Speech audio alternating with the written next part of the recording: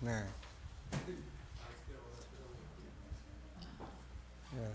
최고로 쉽게 설명을 지금 우리가 하고 있으니까 또 잘 이해하고 또 이제 이런 경우들이 많이 생기니까 그렇게 해보시고 그러면 자 현실적 자존감 높이기 그래서 이거 하면 되고 그래서 이제 자기 장점 찾기 활용하기 칭찬하기 자기 존중함 14가지 활용하기 좋아하는 거 하고 싶은 거 찾아서 해보기 새로운 정보 독서 습득하기 해답이 되는 말씀 암송하기 미래 계획 짜서 행동하기 작은 목표 성공해보기 이런 것들을 통해서 이제 성취감도 생기고 자기에 대한 자존감이 높아집니다. 그래서 자꾸 우리가 뭘 해서 되네 그러면 이제 자신감이 생기는 거예요. 그래서 그게 이제 옆으로 새는 사람들은 이제 간이 붙죠. 이제 그렇게 가지고 예를 들면 전에 로또 50억 당첨된 사람이 나중에 어떻게 해가지고 50억이 빚이 졌어. 도대체 이게 어떻게 된 건가 했더니 이 사람이 50억이 당첨이 돼가지고 그걸 담보로 해서 50억을 빌려가지고 결국은 사업을 했는데 홀딱 망했어. 그래서 50억이 빚으로 남은 거예요. 이게. 그러니까 이게 학습 효과가 이게 옆으로 샌 거예요. 이게 지금. 그러니까 당첨이 딱 되니까 그 다음부터 이제 자기가 하는 건 다 잘 될 것처럼 생각을 하게 되는 거죠. 이게.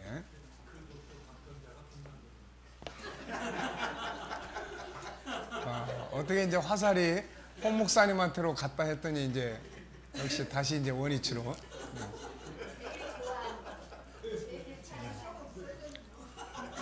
네. 자, 그 다음에 이제 세 번째는 이제 뭐 해야 돼요? G7 프로그램 공부합니다. 자, G7 프로그램은 개인의 정체성을 알게 하고 그 안에 있는 능력을 개발하게 하므로 자존감을 높여주고 자신감을 갖게 합니다. 이 공부를 통해서 스스로 다양한 심리 질병들을 치유해 갈 수 있습니다. 그룹 공부나 개인 공부 어느 것이든 치유에 많은 도움을 줄 수 있고 자기를 찾아서 자기답게 살게 만들어 줍니다. 그래서 어쨌든 우리 그 젊은 팀들이 이렇게 화요일 날 공부하고 하는 거 보면은 아주 참 희망이 있습니다. 이게 희망이 있어요. 그래서 그걸 통해서 치유되고 단합되고 또 뭔가 그런 은혜의 자리에 나아가고 하는데 굉장히 중요한 역할을 많이 하고 있어요. 지금. 그래서 단지 이제 끼리끼리만 하면 안 된다. 지금 그래서 이제 앞으로 훈련이 되면은 다 이제 리더가 돼야 된다. 그래서 감사하게도 그 이제 우리 리더하는 또 전도사님 잘해요. 그래서 또 뭐 금요 기도회도 나오고 수요 예배도 나오고 그러다 보니까 이제 성경 교육도 잘 받게 되고 그래서 이제 앞으로 좋은 리더자죠. 그러니까 그런 구심점이 아주 잘 만들어진 거예요. 그게. 자, 어쨌든 이런 걸 통해서 그룹 공부나 개인 공부 어느 것이든 치유에 도움이 될 수 있고 자기를 찾아서 자기답게 살게 만들어 줍니다. 심리 상담 치료. 세 번째, 심리적 문제들의 치유는 거의가 상담을 통해 이루어지죠. 그 이유는 대부분의 심리 문제는 자기만의 생각이 고정되어 있기 때문이에요. 이 고정된 심리 상태를 넓혀줘야 합니다. 이건 다른 것으로가 아니라 상담 대화를 통해서 가능하게 해야 돼요. 그래서 생각의 기능을 넓히는 거라든지 생각의 기능 이게 굉장히 중요한 영역이에요. 우리가 한번 스쳐봤지만 이제 다음번에 다시 한번 이제 좀 더 현실성 있게 창의력 개발, 재능 개발 이런 쪽으로 좀 정리를 우리가 해보려고 합니다. 자, 물론 상담자는 사람의 심리를 또 공부를 해야죠. 그래서 그런데 감사하게도 우리 G7 심리학은 쉬워요. 일단은 어렵습니까? 하나님의 성품을 공부하는 거기 때문에 이게 사회적 심리학은 좀 어려운 면이 있어요. 이게 우선 그 사람들하고 우리 쪽하고 서양하고 우리 쪽하고 문화가 달라. 이게 우리는 공동체적 문화가 있고 그들은 개인을 존중히 여기는 개인적인 문화가 있고 그리고 서로 소통하는 문화가 있고 우리는 가려놓는 문화가 있고 그러니까 이런 것들이 좀 달라. 그러니까 마치 옛날 구제품 받으면은 그냥 그 사람들 입던 옷을 갖다 입으면은 이게 안 맞는 거가 비슷한 이치예요. 이게. 그리고 용어 하나하나가 거긴 굉장히 철학적인 이런 분야에서 학문적 용어가 발전해 있고 우리는 이런 용어들을 별로 안 써보았고 그러니까 이런 것들에서 일단 우리 일반인이 접근하기가 쉽지가 않아요. 그런데 지금 우리가 하고 있는 하나님의 형상은 유일성, 인격성, 거룩성, 사랑성, 영원성 이 안에 들어있는 존귀함의 영역, 본능, 또 모양의 다양성, 재능의 영역, 뭐 생각의 영역, 자유의 영역, 소통의 영역, 그 다음에 영성, 그 다음에 또 뭐 성품의 영역. 이게 어려운 게 아니에요, 이게. 그러니까 충분히 다 누구나 쉽게, 단지 우리가 지금 공부하는 것들을 조금 더 익숙하게, 그거는 이제 여러분들이 이제 가르쳐 보면서 좀 더 익숙해질 수 있고, 또 이제 직접 부딪혀서 해보면서, 아, 이래도 되는구나, 이게. 꼭 무슨 심리 상담 그러면은 사회적 심리학을 해야만 되는 게 아니구나. 이런 걸 이제 우리가 이제 알 수가 있습니다. 그래서 우리가 자격증을 이제 취득을 하면서, 이제 발급을 하면서, 어쨌든 상담 심리학, 심리치료사라고 하는 자격증을 우리가 이제 줄 수 있도록, 이제 그렇게 복지부에 등록을 할 수 있는 것은 이제 굉장히 이거는 이제 감사한 일이에요. 그래서 사실 이런 게 나는 안 될 줄 알았어요. 왜냐하면은 우리가 이제 심리 상담 그러면 보통 사회적 이게 중심이니까. 근데 이제 우리가 지금 이 민간 자격증 협회에 등록을 하면은 민간 자격증에서 이 자격증을 이쪽이냐 이쪽이냐 해가지고 이제 정부 부처에다가 등록을 시켜야 돼요. 그럼 정부 부처에서 일단은 이걸 검토를 한다고요, 이거를. 이제 우리가 낸 자료들 또 뭐 거기에 대한 이제 내용들 검토를 한다고요.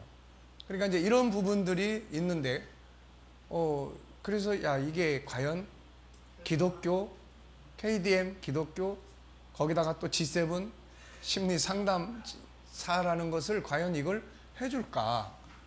해놓고도 나도 이제 의문스러 했는데, 하나님 은혜로 이제 됐어요. 그러니까 참 이게 됨으로 인해서 우리가 하나님의 형상을 다루는 것이 사람을 치료하는 도구로서의 역할을 이제 대내외적으로 할 수 있는 겁니다, 이게. 만약에 자격증이 없이 그냥 할 수는 없는 거예요, 이게.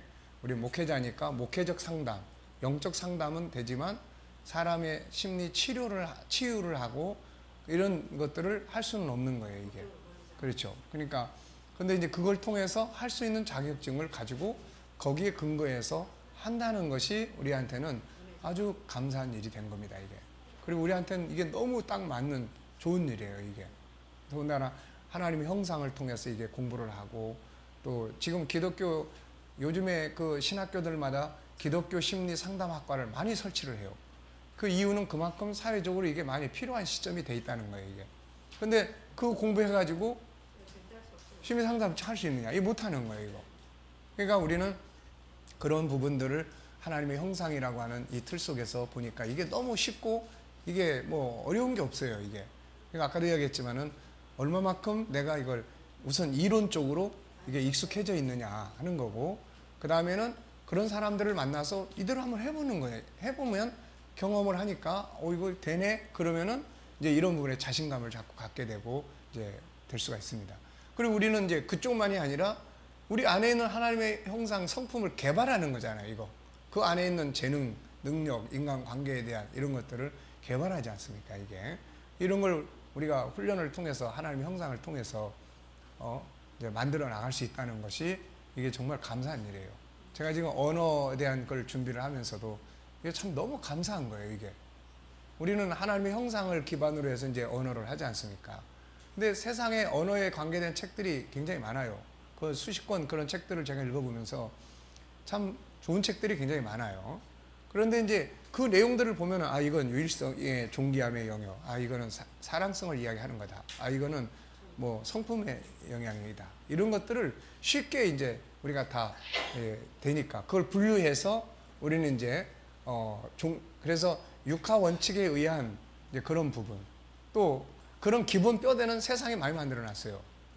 결국 언어도 그렇지 않습니까? 왜 우리가 언어를 사용해야 되는지. 그러면 육하 원칙 한번 해보세요. 뭐 있습니까? 언제 어디서 어떻게 누가 무엇을 왜. 그러니까 어떻게는 어떻게 언어를 사용할 거고, 왜는 언어가 왜 필요한지, 이런 걸 사용했을 때 관계가 좋아지고, 이런 언어를 사용했을 때 치유가 되고, 결국 성경은 언어잖아요. 언어. 그러니까 그런 부분들을 우리가 다룰 수 있습니다. 그리고 우리 학교 다닐 때 문장의 5형식 다 했죠? 안 했습니까? 영어 공부할 때 문장의 5형식. 1형식은 뭐예요? 주어 동사, 주어 플러스 동사. 그 다음에 2형식은? 네. 그 다음에 3형식은? 오, 대단하시네. 사형식은? 네. 오형식은? 그러니까 이게 언어도 똑같은 거예요. 그냥 언어도 그런 다양한 형용사를 앞뒤로 한두 개만 붙여주면, 예를 들어서 멋있어, 이 말에다가 앞뒤에 다른 거 하나씩만 붙여놓으면은 너무 멋있어. 네. 그러니까 언어의 기술이라는 것도 사실은 그런 단순성에서 나오는 거고, 무엇을 할 때는 우리 안에는 하나님의 형상 5가지가 언어의 기본적인 이 아주 좋은 언어들의 기본 틀이에요. 그게 이제. 그러니까 하나님의 형상을 연구한다는 거는 이건 참 우리한테는 큰 선물입니다. 그래서 제가 이게 인간에 대한 본질을 이해하고 또 우리가 당신이 보물입니다로부터 출발했지만은 이걸 이제 구체화해서 우리가 연구할 수 있다는 것은 이건 하나님이 우리 KDM에 주신 선물이다. 저는 이제 그렇게 생각을 하고 있습니다.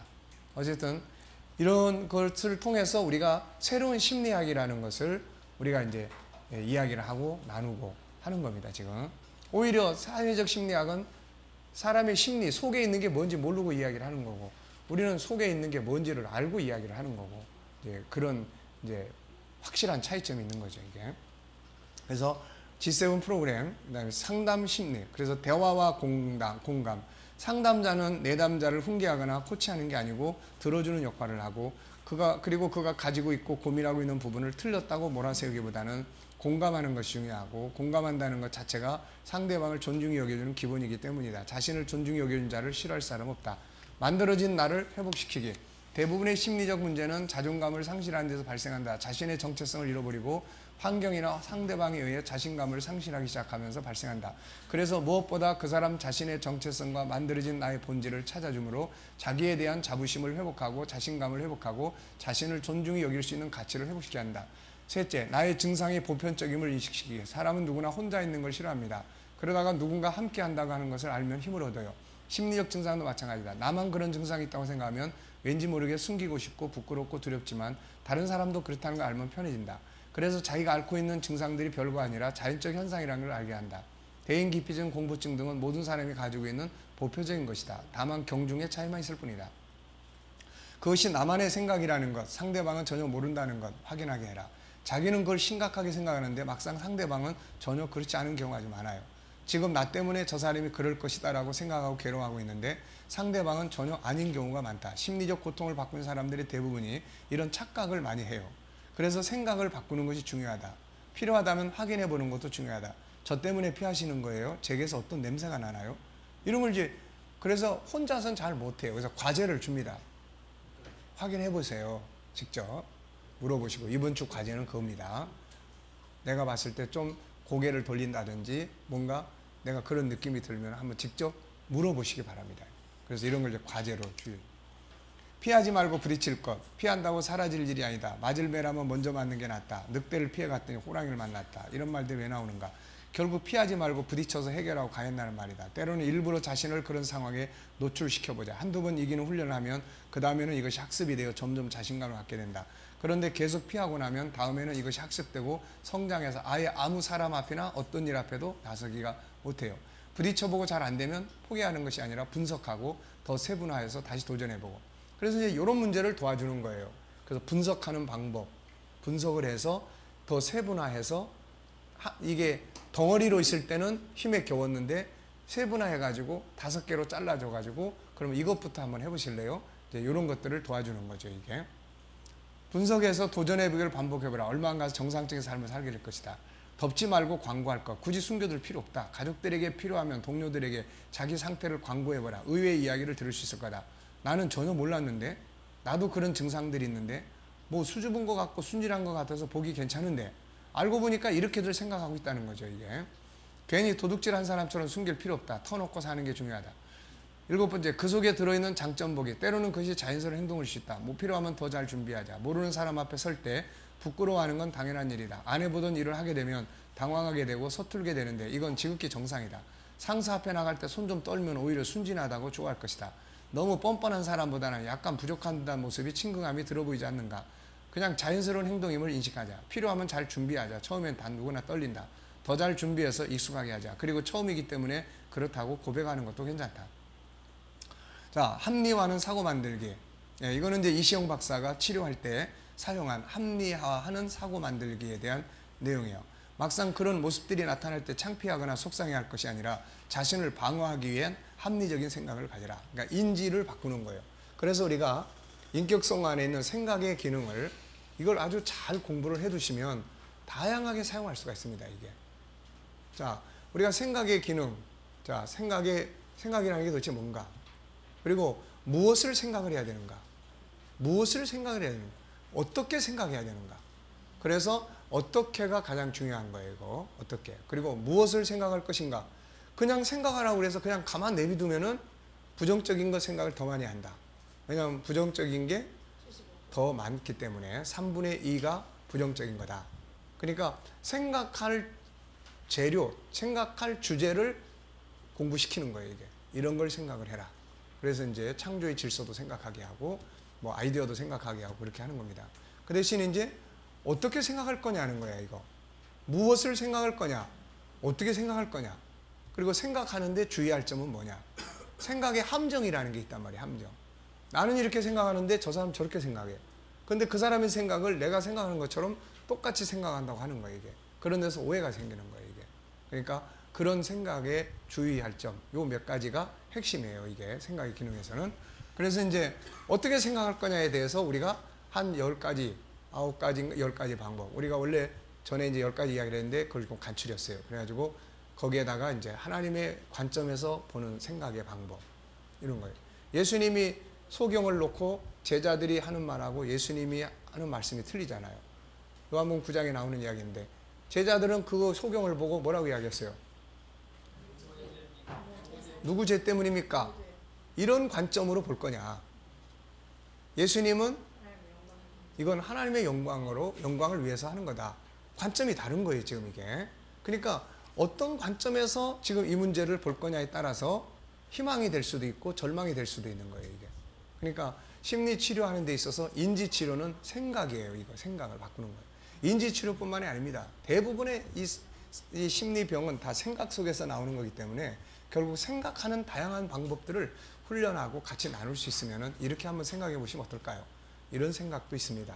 이런 거 이제 하는 거예요. 예를 들어서 자, 이거를 이제 앞에서 보는 생각 방법하고 위에서 보는 방법하고 뒤에서 보는 방법하고 껍데기를 보는 게 아니라 이 안의 것을 보는 방법하고 더 나아가서는 이 안에 있는 어떤 그러니까 기계적인 게 아니라 어떤 감성적인 거를 볼 수도 있는 거고 이런 건 다양한 거예요. 이게 설교 본문을 놓고도 마찬가지예요. 그래서 우리 설교하는 사람들도 생각의 기능, 생각하는 능력을 이거를 공부를 많이 하면은 설교의 본문을 하나를 놓고도 어느 쪽에서 볼 거냐 이게. 어느 쪽에서 어느 관점에서 볼 거냐. 이 한 본문을 놓고 지금 보이지 않는 그 문자 안에 들어있는 것을 볼 거냐. 이게 다 연관성이 있는 거예요, 이게. 그러니까 그렇게 우리들이 생각의 기능이라는 거 다양하게 할 수 있는 겁니다. 자, 그래서 이제 여기서 이제 그 합리화하는 사고, 네, 한번 보세요. 자, 여기 이제 228페이지를 한번 보세요. 어디부터 보냐면은, 자, 중간에 보면은 검은 글씨 있어요. 사건이 벌어졌습니다, 이제. 이 사건이 벌어졌어요. 예를 들면, 윗사람이 옆에 있어서 손이 떨리고 심장이 뛰고 얼굴이 붉어져서 일을 제대로 못하고 자리를 피해버렸다. 그러니까, 높은 사람이 옆에 있어가지고 손이 떨리고 심장이 뛰고 얼굴이 붉어져가지고 일도 제대로 못하고 그 자리를 피해버린 거예요. 자, 그러면 이제 이걸 놓고 생각을 하는 겁니다. 비합리적 생각과 합리적 생각을 하는 거예요. 자, 위쪽은 뭐예요, 이제? 합리적. 이건 이제 낙원행위라고 써놨어요. 합리적. 자, 합리적 사고를 합니다. 뭐라고 생각을 합니까? 자, 윗사람 앞에서는 남들도 좀 떨리겠지. 나만 떨리는 게 아니고 윗사람 앞에서 떨리는 게 뭐 대수준이 아니고 자연스럽지 뭐. 네, 이게 안 떨리는 건 오히려 더 건방지게 보일 수도 있어. 네. 자, 그 다음에 이제 이렇게 합리적인 사고를 하면 위에 이제 결과가 별로 기분이 좋지는 않죠. 일단 잘 못했으니까. 그렇지만은 그렇게 비참하지는 않고 경험이 쌓이면 나아지겠지. 네. 그러니까 이렇게 되면은 문제가 없어요, 이게. 그 다음 병으로 진행을 안 해요. 근데 이제 밑에 비합리적 지옥행위, 비합리적 사고, 머스트병, 이거 뭐죠? 머스트가 뭡니까? 예, 뭐뭐뭐 해야 돼. 반드시 해야 돼. 그러니까 이런 일이 절대 있어서는 안 되는데, 예, 이렇게 이제 해석하는 거예요. 아, 어쩌다가 이게 이런 일이 상사 앞에서 이런 일이 벌어지다니 절대로 일어나면 안 되는데. 그 다음에 이제 오해. 상사는 틀림없이 나를 아주 형편없다고 생각할 거야. 그 다음에 확대. 아, 나는 그냥 항상 그럴 거야. 왜 그런지 모르겠어. 자기 비하. 난 역시 안 되는구나. 네. 이렇게 되면 이제 어떻게 되죠? 결과. 우울하고 비참하고 차라리 직장을 그만둬야 되겠다. 그래서 그 다음에 이제 그 상사가 상사는 전혀 그런 뜻이 아닌데 조금 이상하게 웃지 않고 비켜가면은 이게 이제 반응을 일으키는 거예요. 이게. 자, 그 다음에 옆에 거 보세요. 사건 또는 상황, 수업 시간에 선생님과 눈이 마주치니까 선생님이 불편해 하시는 것 같다. 자, 합리적 낙원행입니다. 나의 주관적인 느낌일 뿐 확인된 사항은 아니다. 이건 확인된 거 아니다. 결과 상대방이 나 때문에 불편해하는 건 아닐 수 있다고 생각하니 그렇게 비참하지는 않았다. 비합리적 사고, 내 시선이 이상한 것 같다. 내 시선으로 인해 선생님께 피해를 주고 있다. 남들이 나를 기피하는 것 같다. 결과 상대방에게 미안하다. 도저히 학교를 못 다니겠다. 네. 그러니까 우리가 우울증도 마찬가지예요. 똑같은. 그래서 감정은 뭐가 만들어요? 정보가 만들고. 그래서 정보가 들어왔을 때 1차 감정을 행동으로 옮기지 말고 뭘 하라고 그랬어요? 해석을 하는 거예요. 해석을 잘해야 돼. 그래서 꿈보다 해석을 잘해야 돼. 해몽을 잘해야 된다고 얘기해요. 항상 긍정적 좋은 쪽 방향에서 해석을 해야 되는데 이런 문제가 많습니다. 그 다음에 9번째는 자기에게 편지 쓰는 거예요. 때로는 자기에게 위로와 격려의 편지가 필요할 때가 있습니다. 그래서 이런 현실 속에서 자기를 찾을 수 있도록 이시영 박사의 그런 치료 과정에서도 이런 프로그램을 사용을 하고 있습니다. 자, 그래서 이걸 우리가 많이 읽어봤던 내용들이에요. 지나가겠습니다. 그래서 편지를 쓰게 할 수 있고 231페이지 부족한 것 때문이라면 배우고 발전시켜라. 처음, 첫 대면, 첫 강좌, 시험, 면접, 보고 등 이런 것들은 모든 사람을 긴장하게 만들고 두렵고 떨리게 만든다. 그런데 준비가 부족해서 그럴 경우들도 많다. 이런 경우라면 자신을 발전시키는 계기로 만들어야 한다. 프리젠테이션, 강좌, 말하는 법, 인간관계, 대화법 등 얼마든지 많은 자료들이 있다. 책 몇 권만 읽어보면은 그 분야에 대해서 잘 알 수가 있어요. 그러니까 괜히 뭐 부끄러워하고 그럴 필요 없습니다. 내가 익숙치 못해서 그런 거구나. 그러고서는 익숙하게 또 훈련하고 공부하고 그러면은 얼마든지 다 바꿔갈 수 있는 거예요, 이게. 자, 증상에 신경 쓰지 말고 할 일에 신경 써라. 우리는 가끔 어떤 일에 몰두하다 보면 다른 것들을 모두 잊어버릴 때가 있다. 이 증상들도 동일하다. 자꾸 그 증상에 몰두하면 이게 자꾸 강박관념으로 강해져요, 이게. 근데 없던 증상도 나타나지만 다른 일에 몰두하면 나타나도 잘 모르고 나타나지도 않는다. 이 증상들은 안 하려고 하면 더 나타나고 스스로 하려고 하면 안 나타나는 것들이기 때문이다. 이게 참 희한해요. 그러니까 동쪽으로 가면 서쪽은 멀어지는 거야, 당연히. 근데 동쪽으로 안 가면서 자꾸 서쪽으로 가면서 왜 나는 이런지 모르겠어 모르면서 그러면 안 되는 거예요, 이게. 현장 훈련, 아무리 심리 상담을 잘하고 공감을 가져도 현장에서의 훈련이 없다면 소용없는 일이다. 용기를 내서 부딪혀야 한다. 실패했다고 속상해할 필요 없다. 체험보다 귀중한 학습은 없다. 무엇보다 소중하신 내 인생이라는 걸 기억하고 현장으로 가야 한다. 생활 패턴 바꾸기, 주변 환경 바꾸기, 끊임없이 분석하고 세분화해서 시도해라. 자기 관리, 여기서 예수님 말씀 다시 한번 생각해 보자. 자, 한번 읽어보세요.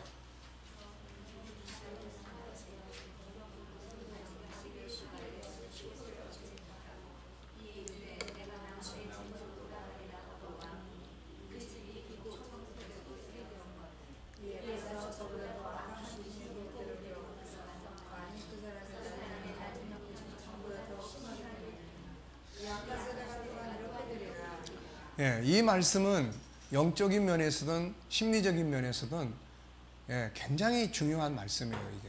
이게 심리 상담 이런 쪽을 연구하다 보면 이게 진짜 실감 있게 느껴집니다. 이거. 그러니까 처음에 해서 웬만하게 치료가 돼서 그 다음에 관리를 잘 안 하면 그 다음에 자꾸 면역성이 생겨요, 이게. 그래서 더 치료하기 더 어려워져요. 그러면서 처음엔 아무것도 아닌 대인기피가 나중에 강박관념이 되고, 그 다음에는 공황장애가 되고, 그 다음에는 이제 어떤 그런 우울함이 되고, 뭐 이런 이제 다양한 것들로 다 그냥 막 들어오는 거예요, 이게.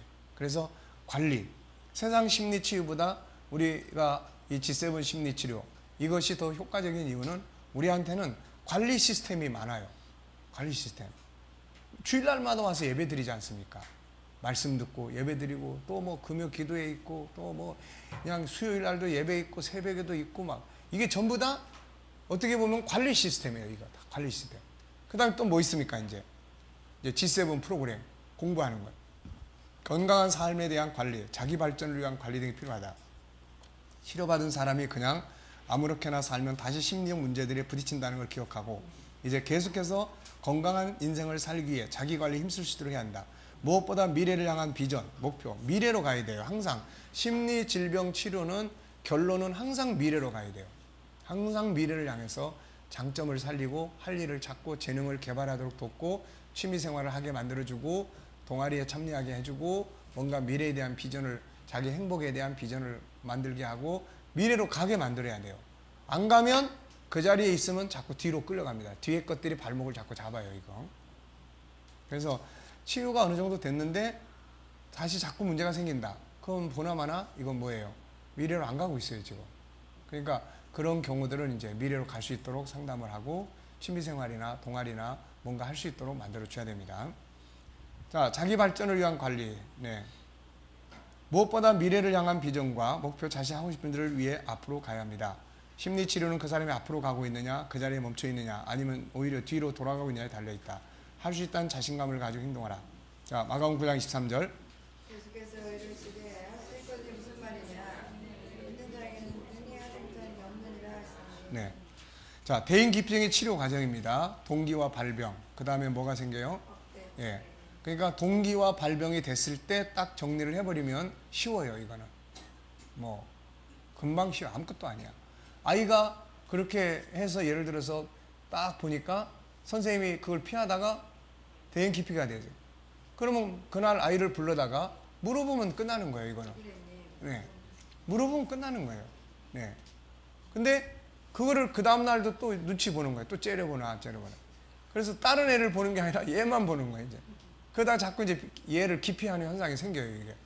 그러니까 부딪혀서 물어보면 확대가 안 돼, 이거. 근데 내버려 두고 가니까 확대되는 거예요. 그래서 아이들부터 갈등이나 이런 문제들을 풀어갈 수 있도록 이걸 훈련하고 도와주는 교육이 이게 이제 필요하다는 겁니다, 이거. 확대가 되니까 심각해져요. 생각은 눈덩이처럼 커지고, 그래서 사회생활 불가능해지고, 그리고 이제 이런 상황에서라도 와서 상담을 하면 치료가 되죠. 그리고 치유과정은 이해력을 키워주고 생각의 교체를 해주고 현장 실습을 하게 하고 훈련을 하게 하고 사회 복귀를 하게 만들어 봅니다. 자, 치유 방법 5가지는 뭐죠? 영정치료, 정체성 회복, 심리상담 치료, 현장 훈련, 자기관리. 네. 자, 한번 외쳐보겠습니다. 나는 하나님의 자녀다. 나는 할 수 있다. 다른 사람을 의식하지 말자. 더 의지하자. 네. 다른 사람은 의식하지 말자. 넌 너고 나는 난데 뭐. 이러고 살면 되는 거예요. 근데 우리는 차를 하나 사도 꼭 남을 의식해. 그 동창생 그놈이 말이야. 몇 cc짜리를 샀는데. 그렇죠. 그러니까 이런 것 때문에 이제 문제가 자꾸 생겨요. 그러니까 그는 그거 나는 나고 이런 거예요. 자, 그 다음 장으로 넘어갑니다. 이제 여기서는 이제 열등감이에요. 열등감. 자, 열등감 어떻습니까? 여러분의 형제 같은 느낌이 들지 않으세요? 네. 사촌 형제. 사촌 형제는 좀 덜해요. 친형제 되지 말고. 자, 열등감의 의미, 결과, 특징, 원인. 자, 1번 열등감의 의미와 특징, 결과, 원인들을 공부한다. 본 단원에서 다루게 될 주제는 열등감이다. 모든 심리적 질병들이 따로 분리되는 게 아니라 모두 다 어떻게 되어 있어요? 연결되어 있다. 특히 그 중에서도 열등감은 정신적 질병을 불러 모으는 원인이에요, 이거. 네. 하여튼 다른 형제들 다 불러 모으는 원인이야 이거. 네. 열등감이 심해지면 그것이 우울증으로 가고 대인기피로 가고 공황장애로 가고 분노 조절 장애로 다 가요 이게. 열등감 역시 특별한 병은 아닙니다. 누구나 다 가지고 있는 것 중에 하나인데 다만 초기에 다스리지 못하고 그것이 강화될 때 문제가 될 수 있고 강화되어 있다 하더라도 전문가와 상담을 통해서 얼마든지 치료될 수 있는 부분이라는 기억하고. 전문가는 누구죠? 예. 이렇게 하다 또 전문가를 찾아가 보세요. 그러면 안 돼. 전문가는 누구예요? 예, 우리가 전문가예요. 우리가 전문가입니다. 전문가와 상담을 통해서 얼마나 치료될 수 있는 부분이라는 기억하고 두려워할 필요가 없다. 무엇이든지 그냥 뒀을 때 문제가 되지만 치료하면 오히려 좋은 경험이 될 수 있고 다른 사람을 이해하고 돕는 데 큰 도움이 된다. 이제 본 단원을 통해서 열등감을 잘 이해하고 좋은 친구가 되어 우리 자신을 더욱 아름답게 만들어주는 역할로 변하기 바란다. 자, 열등감이란 뭔가? 열등감이 뭔지 알고 있는가? 열등감이 뭐죠? 남보다 못하다고 느끼는 거. 열등감이 시달리고 있지는 않나요? 네. 옆에 큰 교회 목사님 때문에 열등감이 시달리고 있지는 않아요? 네. 홍기식 목사님이 교회이시니까 송재환 목사님 열등감. 아, 그런 겁니까? 그렇습니까?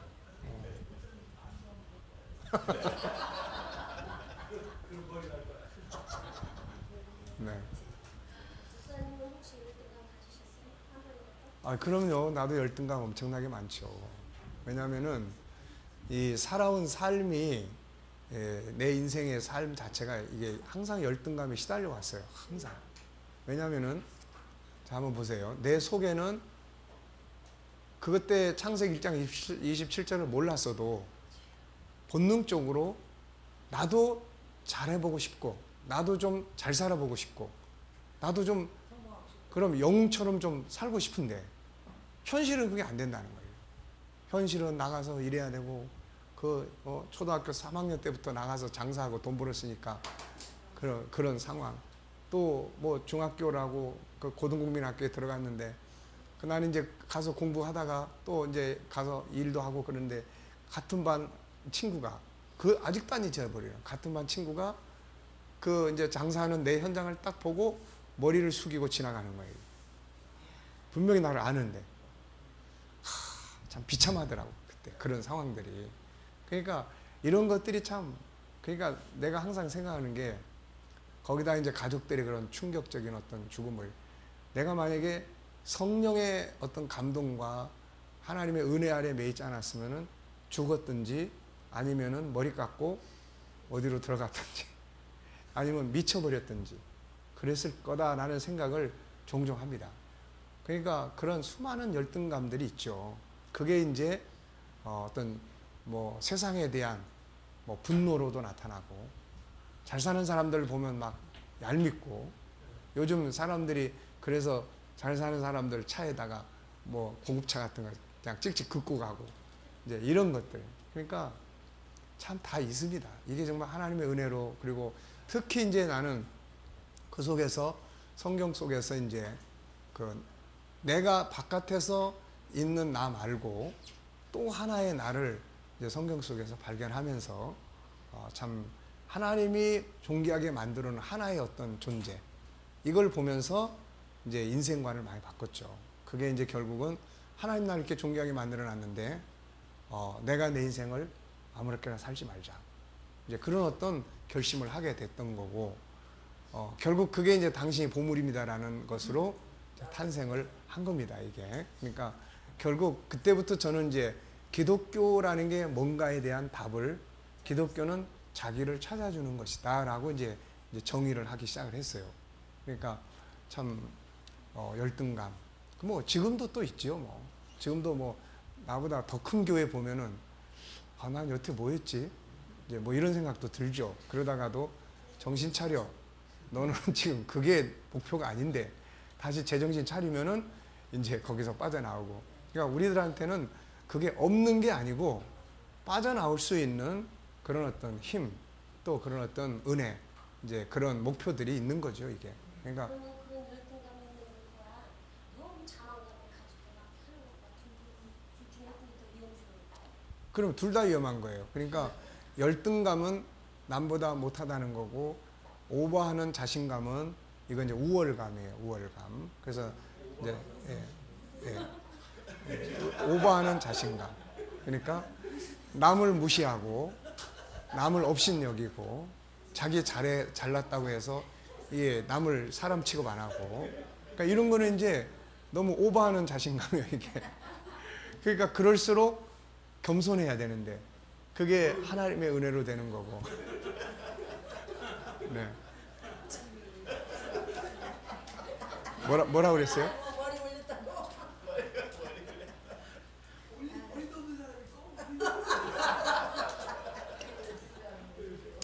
네. 그거를 보고 헤드 열등감이라고 그럽니다. 그리고 헤드 열등감. 아니 있지요. 머리가 참 없는, 저도 지금 감사하게도 이게 안 없어지고, 근데 우리 장로님이 나보고 한번 그러시는 거예요. 목사님, 요 위에 부분에 가발을 좀 쓰시면 어떠세요? 그래서 왜요? 그랬더니 우리 교회 그 강단에 이게 조명이, 이게 위에서 밝은 조명이 있는데 그게 항상 여기를 비추는 거야. 이게 앞면에서 보면 괜찮은데 자꾸 여기를 비치는 거야. 그러니까 인터넷에 내가 이제 강단에 설교하는 걸 내가 한번 보니까 이게 비치는 거야, 이게. 예. 근데 그때 처음 알았어요.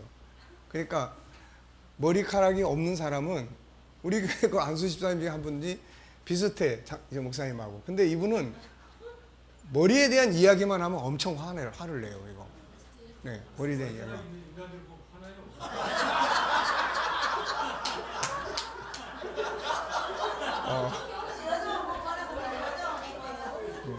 아니 그래도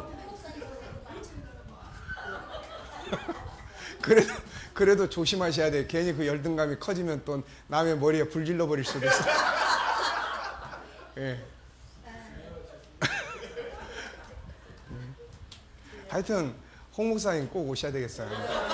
가만 보니까 네. 내가 바바키지 다 아니 왜냐하니까 그동안에는 송 목사님이 김 목사님을 계속 이랬는데 김 목사님은 대꾸를 안 해버리니까 재미를 못 느끼는데, 홍 목사님은 아주 그냥 이게 막상 막하니까 막 엄청 생기가 돌아 지금.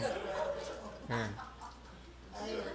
이게 지금 심리적으로 보면은 이게 보통 중요한 역할을 하는 게 아니에요. 네, 그래서 송 목사님 밥 사야 돼. 자, 열등감. 참 우리가 이거 평생 안고 가고, 그 다음에 이제 또 우리나라의 문화가 이 열등감이 클 수밖에 없게 만들어요. 만나면 어느 동네 사세요? 이거부터 시작을 해요. 어디 학교 나왔어요? 예. 어느 대학 다니세요? 자녀가 대학 다닌다 그러면은, 그러면 그만이면 대학 다닌다 그러면 그만이지. 근데 어느 대학 뭐 취업했습니다. 그러면 어느 회사 이런 문화 구조 자체가 이게 뭐, 그러니까 예를 들어서 강남 뭐 그 무슨 아파트요? 예, 대치동에 삽니다. 그러면 이거 성공하셨네. 어디 사세요? 저 도봉동에 사는데. 아이고 어쩌다 거기까지 가셨을까. 옛날에 우리 도봉동에 살 때는요, 거기가 수재민들 이렇게 옮겨서 사는 동네예요, 이게. 근데 지금은 뭐 엄청나게 많이 발전을 했으니까 지금은 가도 어디 가든지 잘 모를 정도로 발전했는데, 그때 당시에는 그래서 공동주택들이에요, 거기가.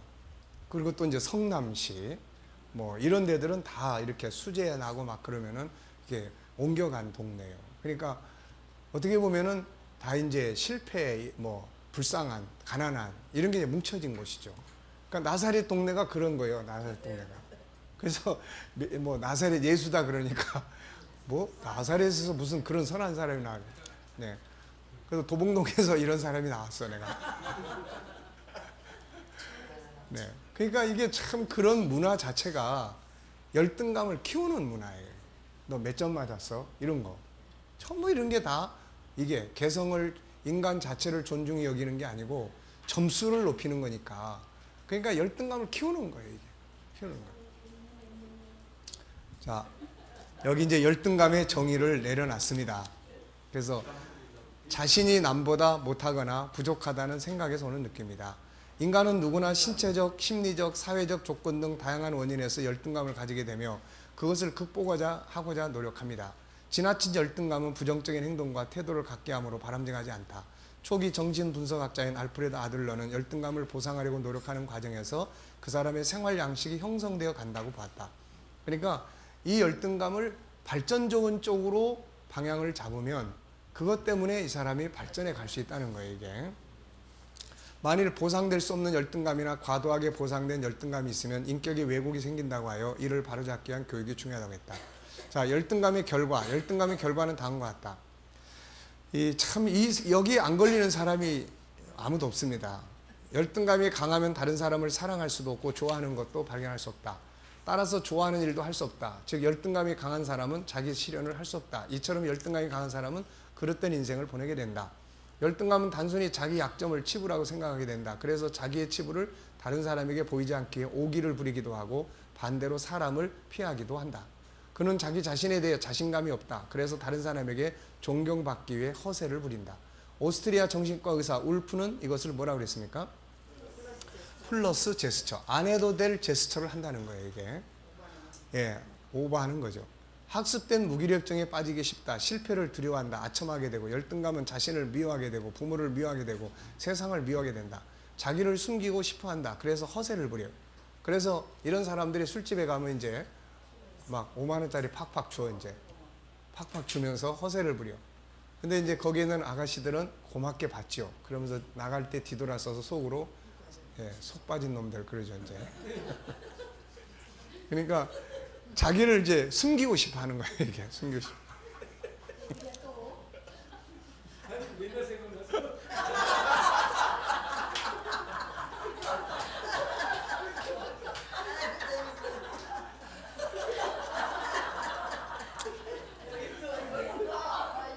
이렇게 욕하는 사람도 있어요. 뭐라고? 속 빠진 사람이라고 하는 사람도 있는가 하면 머리 빠진 사람이라고. 가만 보니까 이제 여기도 신이 났어, 이제.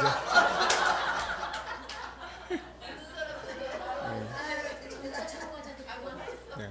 자, 그러다 보니까 쉽게 이용당하기도 한다. 왜냐하면 다른 사람의 칭찬이나 허황된 말에 쉽게 넘어가.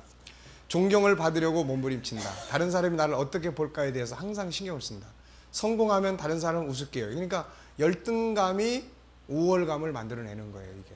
열등감이.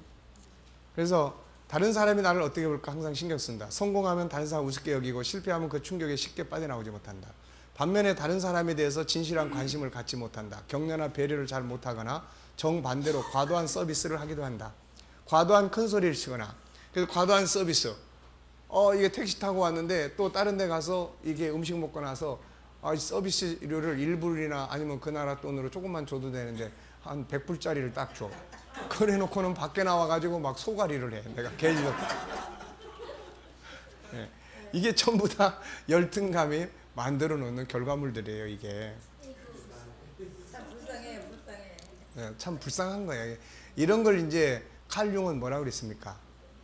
페르소나. 가면 인생이라고 이야기를 했어요. 이런 걸 가면 인생.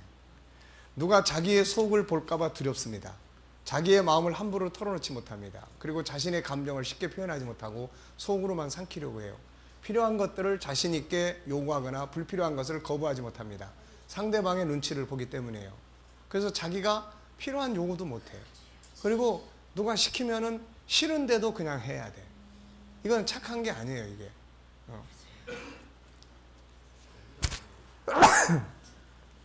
성공해야 되겠다는 강박관념에 사로잡혀 있다. 실제의 자기와는 다른 자기가 되려고 한다. 자기처럼 살지 못하는 항상 후회와 불행을 해요. 항상 이 사람은 뒤돌아서면 항상 후회를 많이 해요.